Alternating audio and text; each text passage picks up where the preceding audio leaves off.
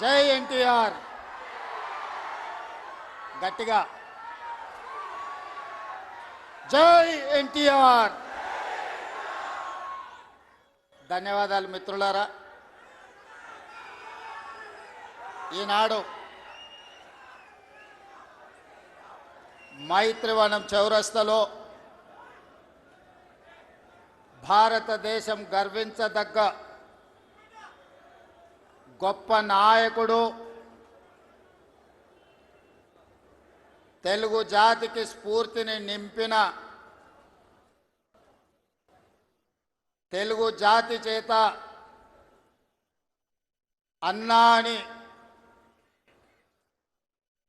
పిలిపించుకొని గౌరవం దక్కించుకున్న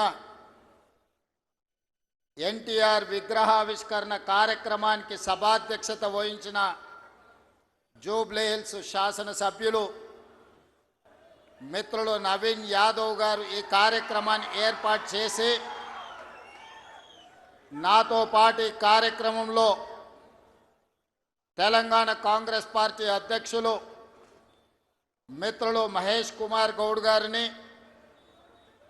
సహచర మంత్రివర్గ సభ్యులు తుమ్మల నాగేశ్వరరావు గారిని, హైదరాబాద్ ఇన్ఛార్జ్ మంత్రివర్యులు మిత్రులు పొన్నం ప్రభాకర్ గారిని, మరొక సహచర మంత్రివర్గ సభ్యులు అజరుద్దీన్ గారిని, అదేవిధంగా మేమందరం అభిమానించే నాయకులు మండవ వెంకటేశ్వరరావు గారిని, రాజ్యసభ సభ్యులు అనిల్ కుమార్ యాదవ్ గారిని, మరో రాజ్యసభ సభ్యులు వేం నరేందర్ రెడ్డి గారిని, షేర్లింగంపల్లి శాసనసభ్యులు అరకపూడి గాంధీ గారిని, అదేవిధంగా తెలుగు కాంగ్రెస్ పార్టీ నాయకులు బండి రమేష్ గారిని, అదేవిధంగా నల్గొండ పార్లమెంట్ సభ్యులు మిత్రులు కుందూరు రఘువీర్ గారిని, నాగార్జున సాగర్ శాసనసభ్యులు జయవీర్ గారిని, అదేవిధంగా మన అందరి అభిమాన నాయకుడు ఎన్టీ రామారావు గారి యొక్క కుటుంబ సభ్యులు మిత్రులు రామకృష్ణ గారిని, మోహనకృష్ణ గారిని, ఇతర కుటుంబ సభ్యులను, అదేవిధంగా మిత్రులు మోహన్ బాబు గారి పుత్రుడు మంచు మనోజ్ గారిని,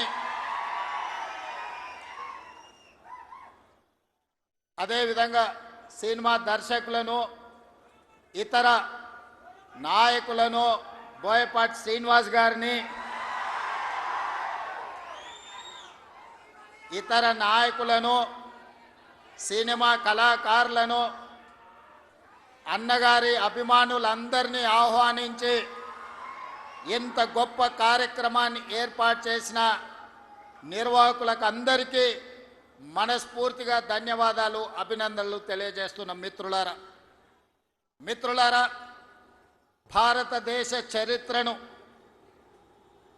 ఎవరు చదవాలన్నా, భారతదేశ చరిత్ర నుంచి ఎవరు స్ఫూర్తి పొందాలన్నా ముగ్గురు జాతి రత్నాల గురించి ఖచ్చితంగా మనం స్మరించుకోవాల్సిన అవసరం ఉన్నది. మొదటివాడు భారతదేశానికి రాజ్యాంగాన్ని అందించి దళితులకు, గిరిజనులకు, ఆదివాసీలకు ఈ దేశ ప్రధానమంత్రితో సమానంగా ఓటు హక్కును ఇవ్వడమే కాకుండా ఈ తాడిత పీడిత వర్గాల యొక్క అభ్యున్నతి కోసం ఈ రాజ్యాంగాన్ని రచించి, అదే కాదు ఆనాడు మహిళలకు ఓటు హక్కు లేదు. అమెరికా లాంటి దేశంలో మహిళలకు ఓటు హక్కు కావాలంటే కొన్ని దశాబ్దాలు కొట్లాడిన తర్వాత అమెరికాలో మహిళలకు ఓటు హక్కు వచ్చింది. కానీ డాక్టర్ బాబాసాహెబ్ అంబేద్కర్ పురుషులతో సమానంగా మహిళలకు ఓటు హక్కు ఇచ్చి, రాజులకు, చక్రవర్తులకు సమానంగా దళిత వాడల్లో ఉండే పేదలకు ఓటు హక్కు ఇచ్చి, తమను ఎవరు పరిపాలించాలి, ఎవరు శాసనాలు చెయ్యాలి అనంటే పేదవాడే నిర్ణయించుకునే ఓటు హక్కునిచ్చిన డాక్టర్ బాబాసాహెబ్ అంబేద్కర్ను మొదట మనము స్మరించుకోవాల్సిన అవసరం ఉన్నది, గుర్తించవలసిన బాధ్యత మన మీద ఉన్నది. ఇక రెండవ తరం శ్రీమతి ఇందిరాగాంధీ. ఇందిరాగాంధీ అంటే ఒక ఉక్కు మహిళ. ఈ మహిళా స్ఫూర్తి ప్రపంచ దేశాల ముందు ఈ దేశాన్ని తలెత్తుకొని నిలబెట్టే విధంగా ఒకనాడు రాచరికాలు, రాజభరణాలు, జమీందారులు, జాగీర్దారులు, భూస్వాముల చేతుల్లో లక్షలాది కోట్లాది ఎకరాల భూములు ఉన్నప్పుడు అధికారం వాళ్ళ చేతుల్లోనే ఆయుధమై పేదలను హింసిస్తున్నప్పుడు ఈ దేశ ప్రధానమంత్రిగా బాధ్యత చేపట్టిన శ్రీమతి ఇందిరాగాంధీ గారు రాజభరణాలను రద్దు చేయడమే కాదు, భూస్వాముల దగ్గర, జమీందారుల దగ్గర ఉన్న కోట్లాది ఎకరాల భూములను ఆనాడు ఈ ప్రాంతంలో నిరంకుశ నిజాం సర్కార్కు వ్యతిరేకంగా సాయుధ రైతాంగ పోరాటం చేసి భూమి కోసం, భుక్తి కోసం, విముక్తి కోసం యుద్ధమే చేసిన పేదల కోసం భూ సంస్కరణలు తీసుకొచ్చి భూమి రాజుల దగ్గర ఉన్న, భూస్వాముల దగ్గర ఉన్న ఆ భూములను ప్రభుత్వం గుంజుకొని అసైన్మెంట్ పట్టాల పేరు మీద లక్షలాది ఎకరాలను దళితులకు, గిరిజనులకు, ఆదివాసీలకు పంచిపెట్టి భూమి హక్కును ఈ పేదలకు అందించిన గొప్ప నాయకురాలు శ్రీమతి ఇందిరాగాంధీ గారు. ఈనాడు జరుగుతున్న పరిణామాలు చూస్తున్నాం, యుద్ధాలు చూస్తున్నాం, యుద్ధాలలో భారత ప్రధానమంత్రుల లొంగుబాటును చూస్తున్నాం. కానీ 1971లో ఇండియా పాకిస్తాన్ యుద్ధం జరిగినప్పుడు యుద్ధంలో పాకిస్తాన్ను ఓడగొట్టి బంగ్లాదేశ్ను విడగొట్టి అమెరికా ప్రెసిడెంట్ను భారత్ రాజకీయాలలో మీరు కలగజేసుకోకండి, కలగజేసుకుంటే భారతదేశం ఊరుకోదు అని అమెరికన్ ప్రెసిడెంట్ను హెచ్చరించిన భారత ప్రధానమంత్రి శ్రీమతి ఇందిరాగాంధీ గారు. ఈనాటికి ప్రపంచ దేశాలలో ఈ దేశం యొక్క గొప్పతనం, గౌరవం, నాయకత్వ లక్షణాలను చాటి చెప్పిన ఉక్కు మహిళ శ్రీమతి ఇందిరాగాంధీ గారు. వారిని స్మరించుకోవాల్సిన అవసరం ఈ దేశంలో రాజకీయాలలో ఉండే ప్రతి ఒక్కరికి, ఈ యువతరానికి అవసరం ఉన్నది. ఇక మూడో తరం, ఆ తరం గురించి నేను చెప్పాల్సిన అవసరం లేదు. మూడు పదాలు, ఎన్టీఆర్. ఈ 3 అక్షరాలు నీతి, నిజాయితీ, నిబద్ధత, ఉక్కు సంకల్పం కలిగిన నాయకుడు ఎవరైనా ఉన్నారు ఈ దేశంలో అంటే తెలుగు జాతి గర్వించదగ్గ బిడ్డ ఎన్టీఆర్. డాక్టర్ బాబాసాహెబ్ అంబేద్కర్, శ్రీమతి ఇందిరాగాంధీ, అన్న ఎన్టీఆర్ ఈ భారతదేశ జాతి రత్నాలు. ఈ జాతి రత్నాలు ఈ దేశం ఉన్నంతకాలం, మానవుల మనుగడ ఉన్నంతకాలం వారి కీర్తి ప్రతిష్టలు, వారి నిర్ణయాలను మనం స్మరించుకోవాల్సిన బాధ్యత ఈరోజు మన అందరి మీద ఉన్నది. మిత్రులారా, ఈనాడు ఈ కార్యక్రమం తీసుకుంటున్నప్పుడు చాలామంది చాలా రకాలుగా మాట్లాడుతున్నారు. కాంగ్రెస్ పార్టీ ముఖ్యమంత్రి, పిసిసి అధ్యక్షుడు ఎన్టీఆర్ గారి విగ్రహాన్ని ఏ విధంగా ఆవిష్కరిస్తారు, లేదా ఎన్టీఆర్ గారిది ఆంధ్రప్రదేశ్ హైదరాబాదు నగరం నడిపొడ్డున ఎన్టీఆర్ విగ్రహాన్ని పెడతారా అని కొంతమంది మాట్లాడుతున్నారు. ఈరోజు నేను స్పష్టంగా ఒక మాట చెప్పదలుచుకున్నా. కులాలకు, మతాలకు, ప్రాంతాలకు, భాషలకు అతీతంగా ఈ దేశం గర్వించదగ్గ నాయకుడు ఎన్టీఆర్. ఆ ఎన్టీఆర్ స్ఫూర్తి హైదరాబాదు నగరం నడిపొట్టున వారి స్ఫూర్తితో పరిపాలన అందిస్తున్న మా ప్రభుత్వం అమీర్పేట్ చౌరస్తాలో మైత్రి వనంలో ఈ దారిలో వెళ్ళే ప్రతి వాడికి ఒక స్ఫూర్తిని నింపడానికే ఈరోజు వారి విగ్రహాన్ని ఇక్కడ మేము ఆవిష్కరించుకున్నాం. ఇది విగ్రహం కాదు, ఇది ఒక స్ఫూర్తి, ఇది ఒక గొప్ప అనుభూతి. ఒక ముఖ్యమంత్రిగా ఎన్టీఆర్ విగ్రహాన్ని ఆవిష్కరించడం అంటే నాకు జీవితకాలం గుర్తుండిపోయే ఒక మధుర సంఘటన. ఎవరు ఏమనుకున్నా, ఎవరు ఎలాంటి విమర్శలు చేసినా నేను జడవదలుచుకోలేదు. నేను చెప్పదలుచుకున్నా ఆనాడు శ్రీమతి ఇందిరాగాంధీ గారు ఈ తెలంగాణ ప్రాంతం నుంచి ఒక పివి నరసింహారావు గారిని, ఒక మర్రి చెన్నారెడ్డి గారిని, ఒక పి శివశంకర్ గారిని, ఒక వెంకటస్వామి లాంటి నాయకులను అందిస్తే ఈ తెలంగాణ ప్రాంతానికి అన్న ఎన్టీ రామారావు గారు ఓ మండవ, ఓ తుమ్మల నాయకత్వాన్ని తెలంగాణకు అందించండు. ఓ మాధవరెడ్డి, ఓ జానారెడ్డి నాయకత్వాన్ని అందించండు. ఓ దేవేందర్ గౌడ్ నాయకత్వాన్ని అందించండు. ఓ కడియం సిఆరి, ఒక మోత్కుపల్లి నరసింహులు లాంటి నాయకులను ఈ తెలంగాణకు అందించండు. అంతెందుకయ్యా, ఈనాడు ఉపన్యాసాలు ఇస్తున్న బీఆర్ఎస్ నాయకుడు కల్వకుంట్ల చంద్రశేఖర్ రావుకి రాజకీయ భిక్ష పెట్టింది ఎవరు?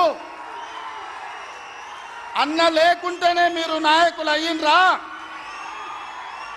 అన్న నీడను బతికిన మీరు అన్నగారి గురించి తక్కువ చేసి మాట్లాడు మీకు మంచిదా?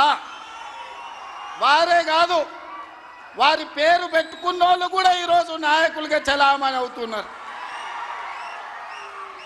ఆయన ప్రోత్సాహం ఇచ్చి, ఆయన భుజము తట్టి, ఆయన ఒక అవకాశం ఇచ్చిన ఓ తుమ్మల, ఓ మండల, ఓ మండవ, ఓ జానా, ఓ మాధవరెడ్డి, ఓ దేవేందర్ గౌడ్, ఓ కడియం సిఆరి, ఓ మోత్కుపల్లి నరసింహులే కాదు, తెలంగాణలో నాయకత్వాన్ని వహిస్తున్న కల్వకుంట్ల చంద్రశేఖరరావును కూడా ఎన్టీ రామారావు గారికి గుర్తించే రాజకీయ అవకాశాలు కల్పించిన సంగతి ఎవరు మరవద్దు. ఇది చరిత్ర. ఇంకొంతమంది ఆయన పేరు మీదనే చలామణి అవుతున్నారు. కొంతమంది నకిలీలు ఎప్పుడు ఉంటారు. వాళ్ళ ఆలోచనలు ఎట్లుంటాయో కూడా మనం చూస్తున్నాం. అందుకే ఇవాళ మిత్రులారా, ఈనాడు మేము అందిస్తున్న ఇందిరమ్మ ఇల్లు కావచ్చు, ఆనాడు ఎన్టీఆర్ గారు మొదలుపెట్టిన పక్కా ఇళ్ళ పథకమే ఈనాడు ఇందిరమ్మ ఇళ్ళ పథకం అని నేను ఈరోజు గర్వంగా చెప్పదలుచుకున్నా. ఈనాడు 3,24,00,000 మంది సన్న బియ్యం ప్రతి పేదవాడు దళిత వాడల్లో అన్నం తింటున్నాడంటే, సంటి పిల్లలకు బుక్కెడు పువ్వు తినిపిస్తున్నారంటే ఆ స్ఫూర్తి వెనకాల అన్న 2 రూపాయల కిలో బియ్యం పథకం ఉన్నదని నేను ఈరోజు చెప్పదలుచుకున్నా. ఇవాళ మేము ఇందిరమ్మ చీరలు ఇస్తున్నాం ఆడబిడ్డలకు. పండుగ పూట నాడు పెట్టే మేము చీర సారెగా భావించి ఈనాడు పాలపిట్టల లెక్క ఈరోజు మా ఆడబిడ్డలు చీర కట్టుకుంటున్నారు. దీనికి స్ఫూర్తి ఆనాడు ఎన్టీఆర్ జనతా వస్త్రాలు పేదవాళ్ళకు అందించి కూడు గుడ్డ నీడ అని ఎన్టీఆర్ ఏదైతే ఆలోచన చేసిండో ఆ స్ఫూర్తి ఈనాడు మా ప్రభుత్వంలో అమలు చేస్తున్న సంక్షేమ పథకాలలో కనిపిస్తుంది. మీరు ఒక్కసారి ఆలోచన చేయండి. ఈనాడు వైఎస్ఆర్ ప్రకటించిన ఉచిత కరెంటు కావచ్చు, ఈనాడు రైతులకు మేము అందిస్తున్న 24 గంటల ఉచిత కరెంటు, దీనికి స్ఫూర్తి ఆనాడు అన్న ఎన్టీఆర్ 50 రూపాయలకే హార్స్ పవర్ అని రైతాంగాన్ని ఆదుకోవడానికి వారు అందించిన విద్యుత్తే, వారు అందించిన శక్తే ఈనాడు ఉచిత విద్యుత్తు అని నేను చెప్పదలుచుకున్నా. ఇవాళ మిత్రులారా, ఆనాడు ఎస్సీల కోసం, ఎస్టీల కోసం, మైనారిటీల కోసం అమ్మ ఇందిరమ్మ పాటుపడితే బలహీన వర్గాల కోసం అన్న ఎన్టీఆర్ పాటుపడ్డాడు. ఇవాళ బలహీన వర్గాలు, పాలితులుగా ఉన్న బలహీన వర్గాలు ఈరోజు పాలకులుగా మారినరు అని అంటే అన్నగారి యొక్క ఆశీర్వాదం తెలంగాణ సమాజానికి అందబట్టే పాలితులుగా ఉన్న బలహీన వర్గాలు ఈరోజు పాలకులుగా మారినరు. ఒకనాడు గ్రామాలలో పటేలు పట్వారి వ్యవస్థ ఎంత బలంగా ఉండేనో వాళ్ళ చేతుల్లో తెలంగాణ నలిగిపోతుంటే ఎన్టీ రామారావు గారు పటేల్ పట్వారి వ్యవస్థను రద్దు చేసి పేదలకు విముక్తి కలిగించిన చరిత్ర ఈ ప్రాంతంలో ఉన్నది. ఆనాడు ఇందిరాగాంధీ గారు సాయుధ రైతాంగ పోరాటాన్ని స్ఫూర్తిగా తీసుకొని దళితులకు, గిరిజనులకు, ఆదివాసీలకు భూ పంపకాలు చేపట్టి అసైన్మెంట్ పట్టాలు ఇచ్చి గ్రామాలలో ఉన్న పేదలకు ఆత్మ గౌరవాన్ని ఇందిరాగాంధీ గారు అందిస్తే పటేలు పట్వారి వ్యవస్థను రద్దు చేసి బలహీన వర్గాల ఆత్మగౌరవంతో బతికే అవకాశం ఎన్టీ రామారావు గారు కల్పించిండ్రు. మిత్రులారా, ఇవాళ ఎక్కడైనా చూడండి మా ప్రభుత్వం అమలు చేస్తున్న సంక్షేమం, మా ప్రభుత్వం అమలు పరుస్తున్న అభివృద్ధి ఇందిరాగాంధీ గారో ఎన్టీఆర్ గారో వారి స్ఫూర్తి కనిపిస్తుంది. ఈరోజు ఇందిరమ్మ ఆశీర్వాదం, అన్న ఎన్టీఆర్ స్ఫూర్తి ఈరోజు మా ప్రజా పాలనలో కనిపిస్తుంది, మా ప్రభుత్వంలో కనిపిస్తుంది, మా నిర్ణయాలలో కనిపిస్తుంది. అందుకే ఇందిరమ్మ మాకు ఎంత ముఖ్యమో ఎన్టీఆర్ కూడా అంతే ముఖ్యం. ఇందిరమ్మ ఒక తరం అయితే ఎన్టీఆర్ ఒక శకం. వాళ్ళిద్దరి కలయికనే ఈనాటి ప్రజాపాలన. ఈ ప్రజాపాలన ప్రజలకు అందుబాటులో ఉంది అనంటే ఒక ఇందిరమ్మ స్ఫూర్తి, ఒక ఎన్టీఆర్ యొక్క ఆలోచన విధానం ఈనాడు మేము అమలు చేస్తున్నాం. మిత్రులారా, ఇవాళ మా నిర్ణయాలు మీరు చూసిండ్రు. ఆడబిడ్డలకు ఆర్టీసీలో ఉచిత బస్సు కావచ్చు, ఆడబిడ్డలకి ఈరోజు అదానీ అంబానీలతో పోటీ పడి సోలార్ పవర్ విద్యుత్ ఉత్పత్తి కావచ్చు, ఆర్టీసీలో ఉచిత ప్రయాణమే కాదు, ఆర్టీసీ 1000 బస్సులు ఆడబిడ్డలను యజమానులను చేసి ఈరోజు వాళ్ళని వ్యాపారాలలో రాణించే విధంగా చేసినాం. ఆనాడు అన్న ఆడబిడ్డలకు ఏ విధంగా ఆస్తిలో హక్కిచ్చిండో ఈనాడు 1 కోటి మంది ఆడబిడ్డల్ని కోటీశ్వరులను చెయ్యాలన్న లక్ష్యంతో మా ప్రజాపాలన పనిచేస్తుంది. మా సీతక్క, మా బట్టి విక్రమార్క గారు దీన్ని అమలు చేస్తున్నారు. ఇవాళ మేము గర్వంగా చెప్పదలుచుకున్నాం, అన్నగారు అదేవిధంగా ఇందిరమ్మ స్ఫూర్తితో 1 కోటి మంది ఆడబిడ్డల్ని ఇవాళ కోటీశ్వరులను చెయ్యాలి అని మా ప్రభుత్వం ప్రయత్నం చేస్తుంది. అందుకే మిత్రులారా, ఇవాళ మా ప్రభుత్వం రైతు రుణమాఫీ కావచ్చు, రైతు భరోసా కావచ్చు, రైతులకు ఉచిత కరెంటు కావచ్చు, రైతు రుణమాఫీ 21,000 కోట్ల రూపాయల రద్దు చేసిన విషయం కావచ్చు, ఇవన్నీ రైతుల కోసం మేము అమలు చేస్తున్న సంక్షేమ పథకాలు.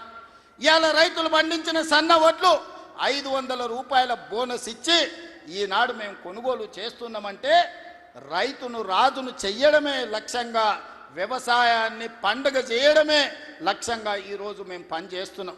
ఇవాళ మహిళలందరికీ అవకాశం ఇవ్వాలి అని స్థానిక సంస్థల్లో ఆనాడు మహిళలకు రిజర్వేషన్లు ఉండాలని రాజీవ్ గాంధీ గారి నిర్ణయం తీసుకుంటే ఆ నిర్ణయాన్ని అమలు చేసిన గొప్ప నాయకుడు ఎన్టీఆర్.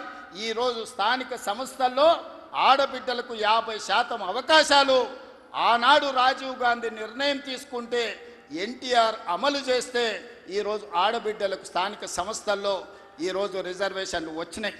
ఆ స్ఫూర్తితో ఈనాడు శాసనసభలో, లోక్సభలో మహిళలకు రిజర్వేషన్లు ఉండాలి, 33% ఇవ్వాలి అని ఈ వేదిక మీద ఉన్న మేమందరం కట్టుబడి ఉన్నాం. రాబోయే ఎన్నికలు 33% రిజర్వేషన్లు ఈరోజు మహిళలకు ఇచ్చే విధంగా మేము ముందుకు వెళ్తామని నేను తెలియజేస్తున్నాను. మిత్రులారా, ఆనాడు యువకులు 25-26 ఏళ్ళ యూనివర్సిటీలో చదువుకున్న పిల్లలకు, మారుమూల ప్రాంతాలలో ఉన్న పేదలకు ఏ విధంగా అయితే ఎన్టీఆర్ గారు టికెట్లు ఇచ్చి గెలిపించిండో ఈనాడు మా ప్రభుత్వంలో కూడా ఒక మందుల సామెల్, ఒక ఎడమ బొచ్చు లాంటి వాళ్ళు, అత్యంత నిరుపేదలు, ఇందిరమ్మ ఇండ్లలో ఉండే పేదలు రూపాయి లేకపోయినా టికెట్లు ఇచ్చి ఇవాళ ఎమ్మెల్యేలను చేసినాం. ఒక యువమిత్రుడు, క్రీడాకారుడు బాలయ్య గారి బ్యాచ్మెట్ నిజాం కాలేజీలో క్రీడాకారుణ్ణి ఇవాళ మంత్రిని చేసిన మహమ్మద్ అజారుద్దీన్ గారిని, ఈరోజు వాకిటి శ్రీహరి కావచ్చు, యువమిత్రుడు పొన్నం ప్రభాకర్ విద్యార్థి రాజకీయాల నుంచి వచ్చిన మిత్రుడు ఈరోజు మంత్రివర్గంలో సహచరుడు. అంటే ఇవన్నీ కూడా యువత కోసం. ఈరోజు రాష్ట్రంలో మొదటి సంవత్సరంలోనే 67,000 ప్రభుత్వ ఉద్యోగ నియామకాలు చేపట్టి ఈరోజు యువకులకు ఉద్యోగ ఉపాధి అవకాశాలు కల్పించినాం. మహిళలకు 60,000 కోట్ల రూపాయల బ్యాంకు లింకేజ్ అప్పులు ఇప్పించినాం. ఈరోజు మహిళలు వ్యాపారం చేసుకుంటూ, యువకులు ఉద్యోగాలకు పోటీ పడుతుండ్రు, రైతులు వ్యవసాయంలో లాభసాటిగా ఈరోజు ముందుకు సాగుతున్నారు. ఇవన్నీ మీ ఆశీర్వాదంతో మీరు అండగా నిలబడి ఆనాడు 2023 డిసెంబర్ 7 నాడు ప్రజాపాలనను మీ ఆశీర్వాదంతో అధికారం చేపట్టి ఉప ఎన్నికలు జరిగితే కంటోన్మెంట్ అయినా జూబ్లీ హిల్స్ అయినా మీరందరూ అండగా నిలబడి గెలిపించబట్టే ఈనాడు ప్రజాపాలన ముందుకు సాగుతుంది. భవిష్యత్తులో మీరు ఇదే విధంగా అండగా ఉండాలి. ఈ సందర్భంగా చివరగా ఒక్క మాట చెప్పదలుచుకున్నా. 94 నుంచి 2004 వరకు 10 సంవత్సరాలు తెలుగుదేశం పార్టీ అధికారంలో ఉంది. 2004 నుంచి 2014 వరకు 10 సంవత్సరాలు కాంగ్రెస్ పార్టీ అధికారంలో ఉంది. 2014 నుంచి 2024 వరకు బీఆర్ఎస్ అధికారంలో ఉంది. ఇవాళ నేను చెప్తున్నా, మీ ఉత్సాహం, మీ ఊపు చూసిన తర్వాత 2024 నుంచి 2034 వరకు మాదే అధికారం. సంక్షేమాన్ని, అభివృద్ధిని అంతర్జాతీయ స్థాయికి తీసుకెళ్లే బాధ్యత మేము తీసుకుంటాం. ఎన్నో అభివృద్ధి పనులు జరుగుతున్నాయి, మీరు అండగా నిలబడండి. హైదరాబాదు నగరాన్ని అంతర్జాతీయ స్థాయిలో అభివృద్ధి చేయడానికి మేము ప్రయత్నం చేస్తున్నాం. ఆనాడు మీ రోజున ఫైనాన్షియల్ డిస్ట్రిక్ట్ కావచ్చు, హైటెక్ సిటీ కావచ్చు, వీటన్నిటినీ చంద్రబాబు నాయుడు గారు ప్రణాళికబద్ధంగా ముందుకు తీసుకెళ్ళింది. ఇవాళ మా ప్రభుత్వం 30,000 ఎకరాలలో ఎయిర్పోర్ట్కి కూతవేటు దూరంలో భారత్ ఫ్యూచర్ సిటీని నిర్మిస్తున్నాం. ప్రపంచాన్ని అక్కడికి తీసుకొస్తాం. ఈనాడు మన యువత ప్రపంచ దేశాలలో దిగ్గజ కంపెనీలకు పనిచేస్తున్నారు. సత్య నాదెల్ల కావచ్చు, శంతను నారాయణ్ కావచ్చు, అజయ్ బంగా కావచ్చు, ప్రేమ్జీ వాత్సవ్ కావచ్చు, వీళ్ళంతా హైదరాబాద్ బాయ్స్. హైదరాబాద్ పబ్లిక్ స్కూల్లో చదువుకున్న వాళ్ళు ప్రపంచ పెద్ద పెద్ద దిగ్గజ కంపెనీలకు సీఈఓలు. ఇవాళ మనం ఎక్కడికో వెళ్ళి ఆ కంపెనీలలో పనిచేయడం కాదు, ఆ కంపెనీలను ఇక్కడికి తెస్తాం, భారత్ ఫ్యూచర్ సిటీలో పెట్టిస్తాం. ఈ కంపెనీలను పెట్టడమే కాదు, అలాంటి కంపెనీలకు తెలంగాణ యువతను యజమానులను చేసే బాధ్యత ఈ ప్రభుత్వం తీసుకుంటుంది. నూతన విధానంతో ప్రోత్సాహకాలు ఇస్తుంది, యువతకు ఉద్యోగ ఉపాధి అవకాశాలు కల్పిస్తుంది. మన నగర అభివృద్ధి కోసం మీరందరూ సహకరించాలి, మీరందరూ అండగా నిలబడాలి. ఇంత గొప్ప కార్యక్రమాన్ని ఏర్పాటు చేసి ఈ కార్యక్రమాన్ని ఒక స్ఫూర్తిని నింపే విధంగా, ఒక ఇందిరమ్మను, ఒక అన్న ఎన్టీఆర్ను స్మరించుకునే వేదికగా మార్చినందుకు మీ అందరికీ మనస్ఫూర్తిగా ధన్యవాదాలు, కృతజ్ఞతలు తెలియజేస్తూ మీ అందరి దగ్గర సెలవు తీసుకుంటున్న మిత్రులారా.